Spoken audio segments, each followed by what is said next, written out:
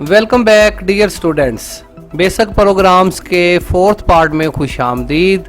Dear students, आज की इस मुख्तसर वीडियो के अंदर हम जानेंगे कि रिसाइकल बिन क्या चीज़ है और रिसाइकल बिन का कंप्यूटर के अंदर क्या रोल है।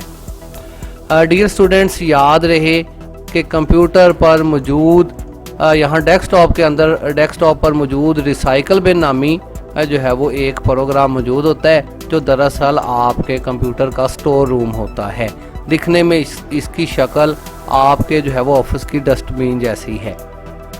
यहाँ पर आप अगर किसी भी चीज़ को डिलीट करते हैं तो ये कंप्यूटर के अंदर जो है वो ऑटोमेटिकली ये रिसाइकल बिन के अंदर पहुँच जाती है। कंप्यूटर चूँकि इंटेलिजेंट है, ये जो है वो समझता है कि हो सकता है जिस चीज़ को आप डिलीट कर रहे हैं उसकी दोबारा से जो है वो आपको ज़रूरत पड़ जाए।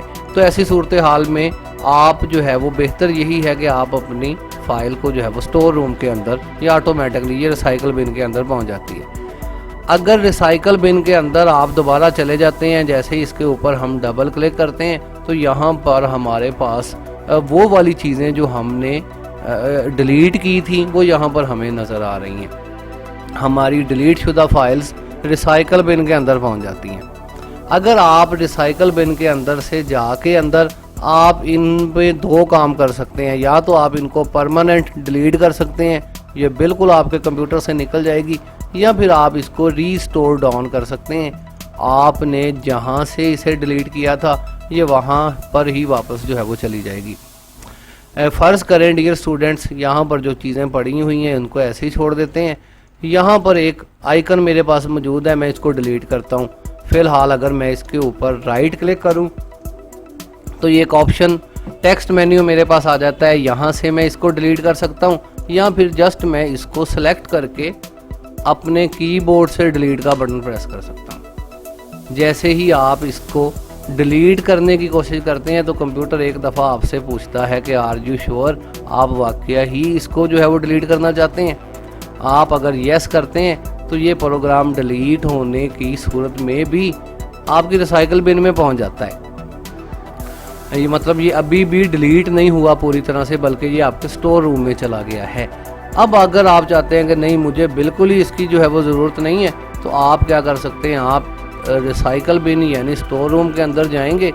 यहाँ पर जो चीज़ आपने डिलीट की थी वो पूरी तरह से ही डिलीट हो गई है। अमूमन ऐसा होता नहीं है, तो हम क्या करते हैं, हम किसी और चीज़ को पहले यहाँ बना लेते हैं, एक न्यू फोल्डर, और अब इसको हम डिलीट करते हैं। डिलीट करने पर ये वाला फोल्डर आपके जो है वो रिसाइकल बिन के अंदर पहुँच गया। अब यहाँ से आप इसको यहाँ तो दोबारा रीस्टोर डाउन कर सकते हैं या परमानेंट डिलीट कर सकते हैं। यहाँ से अगर आप इसको डिलीट करते हैं, आर यू श्योर, ये दोबारा पूछेगा कि अब ये परमानेंटली डिलीट हो रहा है। अगर अब आप इसे डिलीट करते हैं तो ये दोबारा आपको फाइल जो है वो नहीं मिलेगी। आप दोबारा यस करते हैं तो ये डिलीट हो जाती है, और ऐसी सूरत हाल में ये रिसाइकल बिन से भी निकल जाती है, बल्कि आपके कंप्यूटर से भी निकल जाती है।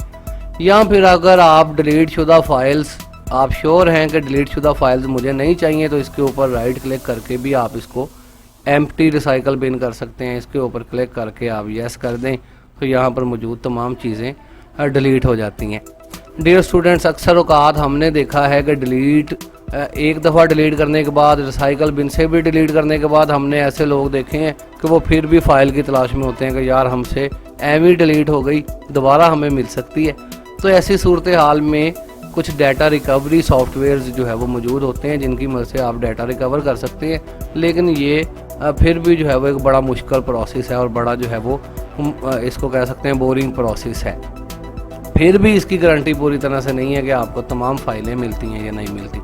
लिहाजा रिकमेंडेड किया जाता है कि आप अपनी फ़ाइल्स को ध्यान से डिलीट किया करें। अगर आपको ज़रूरत है तो आप जो है वो उसको रखें अपने पास, किसी जो है वो बैक और फोल्डर बना के, या फिर इसको अगर आप डिलीट करते हैं तो फिर दोबारा से आपको पशेमानी नहीं होनी चाहिए कि ये मैंने क्या किया है। खैर, फ़िलहाल के लिए जो है वो रिसाइकल बिन की आप वर्किंग जो है वो समझ गए हैं। मोहम्मद अजीम को इजाज़त दीजिए। अल्लाह हाफिज़। पाकिस्तान जिंदाबाद।